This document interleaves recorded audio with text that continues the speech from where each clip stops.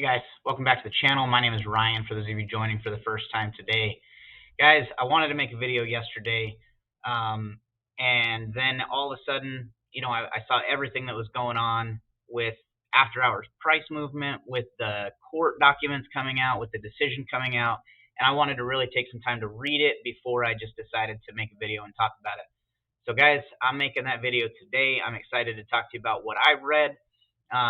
Full disclosure, I'm not a lawyer. I don't have any lawyer expertise. I own a cabinet shop. You guys have seen that. So all that to be said is that I am just a person reading this document for what it says, and I believe that in what I'm talking about, I'm not overstepping my bounds as far as knowing how to read the English language. That being said, guys, first let's just talk real quick. AMC after hours finished at $7.17, and at one point it was up above $8. It was up 105% at one point. Guys, that's crazy, right? I mean, like, we know it's nowhere near what's going to happen. We know that it's nowhere near MOAS levels. This isn't MOAS. This isn't the squeeze starting. Do I think that this could start leading that way? I do. I'm not saying that this is going to cause the squeeze or that the squeeze is coming on Monday. I'm not saying that. What I'm saying is that as the price goes up, we've seen it in the past, the price has this massive jump, right? What could happen on Monday? A couple things. We could wake up Monday morning and the price could be back down to $4 a share, right? Like that's a total possibility. The other possibility is that over the weekend, people are seeing this, and then FOMO kicks in and the price continues to go up on Monday.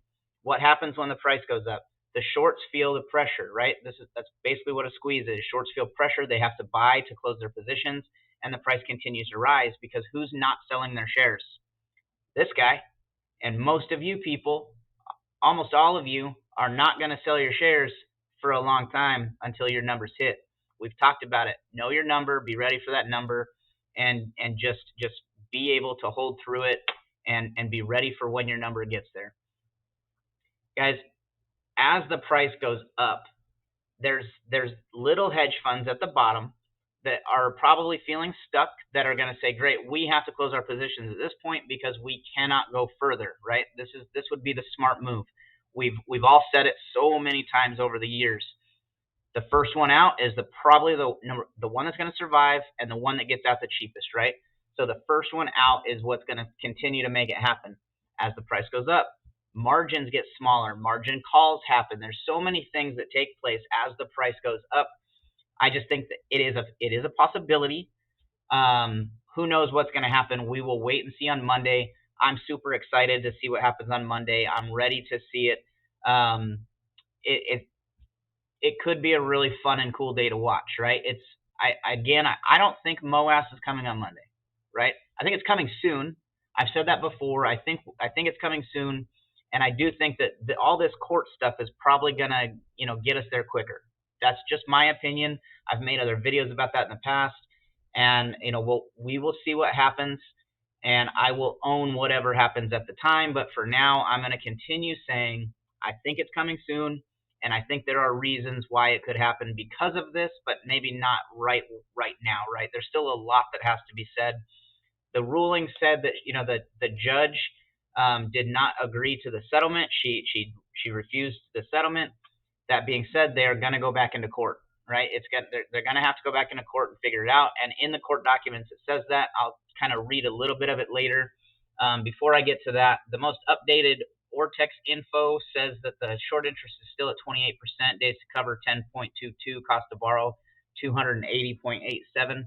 Guys, I'm saying all that because it still is elevated. It's still high, even though the price goes up, right? In theory, the price goes up, short interest should go down. The Ortex numbers are probably not accurate based on aftermarket, so we'll kind of see what comes up on Monday, see if that affected anything. I don't think it did. Again, that's just me. But I don't think that it affected anything, so we're going to have to just wait and see, and I will keep you updated on that. And I know that if you're on Reddit, Ortex guy will do the same thing. Thank you for your service, Ortex guy. One thing that I want to point out that I read in the court documents that I thought was interesting and kind of funny, to kind of show why I think this is a little crazy that this is even going on, is that during the court case, the plaintiffs were saying how many people sent in objections, and that from the postcard that y'all should have received. And I know that most of us got it late and weren't able to submit it if you wanted to. I did not submit mine. I received it like the day after it could have been received, or like that I could have sent it in. Even if I got it on time, I wasn't going to send it in because I don't object. I didn't want out of the settlement. I was just rolling with what's going on because that's how I feel. That being said, they kept talking about how many people were objecting, how many people were objecting. In the court documents on page 3, it says the court received more than 3,500 communications from approximately 2,850 purported stockholders. Guys, that's 0.1% of stockholders. That's a rounded number, but 0.1%. That's not anywhere near the amount of people that you are seeing talk about what's going on, or like that are bad mouthing it on social media and the news and all that, right? Like they're making it seem like so many people are against it. Guys, it's FUD, right? There's FUD, you're gonna see it. Right? That's just what it is. Take that for what it is. With those 3,500, the plaintiffs also said that they didn't believe that the special master could have reviewed all of those objections, to which the special master responded and said that number one, so first thing what she said is special master decision to give little weight to the volume of objections, plaintiff's counsel fee award, and whether the special master adequately reviewed and assessed each objection. Now this is what she's writing inside in the court documents. As stated above, I rejected the proposed settlement because the agreement releases APE claims in a representative action by and for common stockholders. I'm gonna parentheses this part right here. So what she's talking about and what it says earlier in the court in the documents is that when the plaintiffs submitted these objections and when the plaintiffs were beginning their court case, the way that they went about it, they were basically assuming a fiduciary responsibility to the apes, which they could not do because they weren't voted to do. They don't represent me. These plaintiffs do not represent me, so that was part of the reason why it was rejected. Though a handful of objections focus on the scope of the release, no complaint exception raised this particular issue. The pending exceptions do not inform the basis for my opinion. Multiple objectors filed exceptions asserting that the special master could not have considered all the complaint objections. This next sentence basically says it all. From the special master said these concerns are unfounded. All right, guys.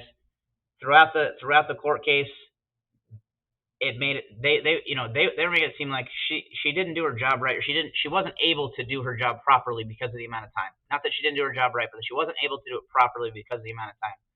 Guys, she's not working on it alone. 3,500 postcards reviewed by a team of people. She then says that a lot of the postcards said the same thing. They were only a couple sentences, that there wasn't a lot of meat behind it. So it's not like she had to take this postcard that was filled from top to bottom and read all this stuff, right? Like, and her team is going through them and giving her a stack of postcards like this that says we object or we opt out or whatever it had to say, right? So like there's a lot of similarities between all of these things. She knew what she was doing, and I think that's part of the reason why she made her decision, is because the plaintiffs came about with so many different objections that they were trying to put forward, so many different exceptions, and what they were trying to prove, that they didn't all coincide with each other and they didn't work. And the reason I say that is because the very last sentence, the conclusion of the court documents, the very last couple sentences, for the foregoing reasons, the proposed settlement is not approved. The parties should confer on and submit a schedule for the remainder of the case. Figure out a time. Let's get this figured out. And plaintiffs should file a consolidated complaint. The amount of plaintiffs that were there need to come together and create a consolidated complaint and see if they can agree on one thing. when you were listening to the court case, if you were listening to the court case, it sounded like these plaintiffs were fighting against each other half the time, and it was crazy. So she wants them to consolidate their complaint and let it be something that she can actually review, look at, and make a decision about, because right now she couldn't. Her decision was not a negative on AMC. I want you guys to remember, hear that, and read it for yourself. I'm going to try to post these court documents in the description of my video. And if for some reason you can't open it up, it's really easy to Google it. It's all public information. Guys, we got this. I look forward to seeing what happens on Monday, and I look forward to talking to you guys about it soon. In the meantime, have a great weekend. Stay positive, stay motivated, stay motivating, and I'll see you guys later. Thanks. Bye.